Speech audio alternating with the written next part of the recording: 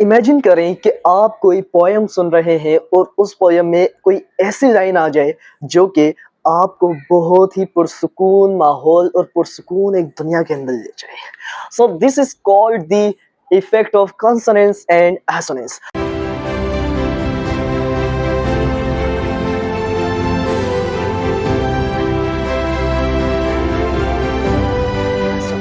Assalamu alaikum, hello dear students. I hope you're all thriving today and feeling fantastic. This is Mohammed Qureshi welcoming you back to a new video lecture lesson where we are going to talk about an interesting term of linguistic, which is consonants and assonance. First of all, let me give you the definition of assonance. Assonance is the repetition of vowel sounds in nearby words. It usually happens in the middle of words, not necessarily at the beginning. Assonance क्या होता है कि vowel sounds को करीब करीब के लफ्जों के अंदर रिपीट करना ताकि उससे एक रिदम बने, एक म्यूजिकल इफेक्ट आए और हमारे कानों को एक पुरसुकून माहौल मिल सके। पोइट्स और ये जो सिंगर्स वगैरह होते हैं ये इस तरह की जो है एसोनेंस और कॉन्सोनेंस वगैरह यूज करते हैं ताकि हमारी जो लाइंस है वो बहुत ही ज्यादा प्लेजेंट हो जाए। ऐसे ही एसोनेंस जो है वो वॉवेल साउंड का रिपीटेशन करना वर्ड्स के अंदर आपस में। It usually happens in the middle of words.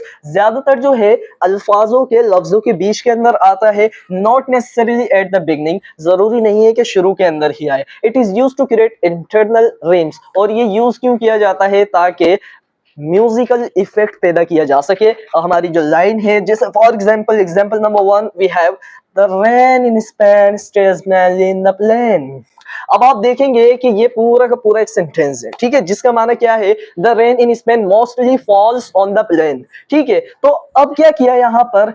Vowel sound ए और आई का यूज किया गया रेन में, ऐसे ही ए आई स्पेन में, ऐसे ही main M A I use किया गया और प्लेन में भी ए आई। ये जो हमारा वोवेल है इसको बार बार रिपीट किया गया है कि सेंटेंस में ताकि एक रिदम वहां पर बन सके। So this is called assonance. Let's talk about another example of assonance ताकि आपको बहुत अच्छे से ये क्लियर हो जाए व्हाट एक्चुअली एसोनेंस इज।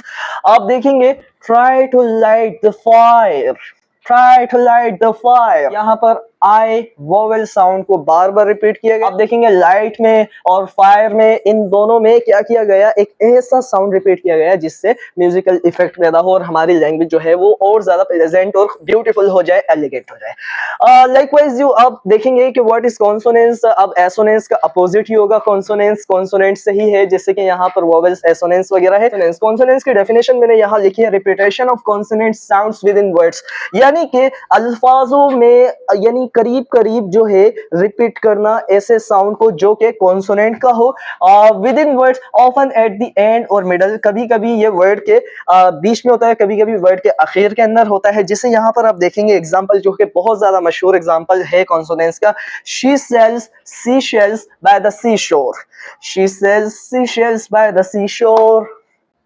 ठीक है, अब यहाँ आप देखेंगे कि एस जो है वो कॉन्सोनेंट है और इसे बार बार रिपीट किया गया है कि in the beginning of the words S sound जो है वो रिपीट हुआ है यहाँ पर, और in the middle of the word आप देखेंगे कि एस एच यहाँ पर, एस एच यहाँ पर भी इस्तेमाल हुआ है और रिपीट हुआ है। Likewise you see the example number 2 is the lumpy bumpy road. अब यहाँ आपने देखा कि एमपी, एम और पी, यहाँ पे भी एमपी, इन दोनों दो कॉन्सोनेंट्स का एक एक दफा इस्तेमाल किया गया, रिपीट किया गया इन्हें बार बार, लंपी में भी और बम्पी में भी। और असल में ये फ्रेज है द लंपी बम्पी रोड, इसका माना है अनइवन रोड हो, यानी कि ऊपर नीचे हो, बम्पी रोड हो और वहां पर ड्राइविंग करना या फिर वॉक करना बहुत ज्यादा मुश्किल होता है, तो उसके लिए कहा जाता है the road was lumpy bumpy and it was difficult to cross it और drive the car. So you can see the example, the lumpy bumpy road made the car ride very uncomfortable. तो आपने देखा कि lumpy bumpy जो है इसके अंदर MP sound को बार बार रिपीट किया गया ताकि इसमें एक मुताबिकत पैदा की जा सके और एक साउंड जो है वो क्रिएट किया जा सके म्यूजिकल। ऐसे ही लकी लक, अब लकी लक में आप देखेंगे सी के जो है दोनों कॉन्सोनेंट और इस साउंड को इसमें रिपीट किया गया है करीब करीब के वर्ड्स के अंदर, रिपीटेशन ऑफ सी के sound. It can create a musical effects in language. Last हमारी जो क्लोजिंग लाइन है वो यही है कि ये क्या करता है, म्यूजिकल इफेक्ट पैदा करता है हमारी लैंग्वेज के अंदर। और ज्यादातर सिंगर्स और पोइट्स जो होते हैं वो एसोनेंस और कॉन्सोनेंट्स को यूज करते हैं अपनी ही लैंग्वेज के अंदर, पोएम्स के अंदर और अपने सॉन्ग्स के अंदर। So this was all about assonance and consonant. This was an interesting term in linguistics. I hope आपको बहुत अच्छे से क्लियर हो गई होगी। वीडियो पसंद आने की सूरत में लाइक शेयर एंड सब्सक्राइब करना ना भूलिएगा और अपने एजुकेटर मोहम्मद कुरैशी को इजाजत दीजिएगा। नेक्स्ट वीडियो में इंशाल्लाह मुलाकात होती है। अभी के लिए इतना ही। अल्लाह हाफिज।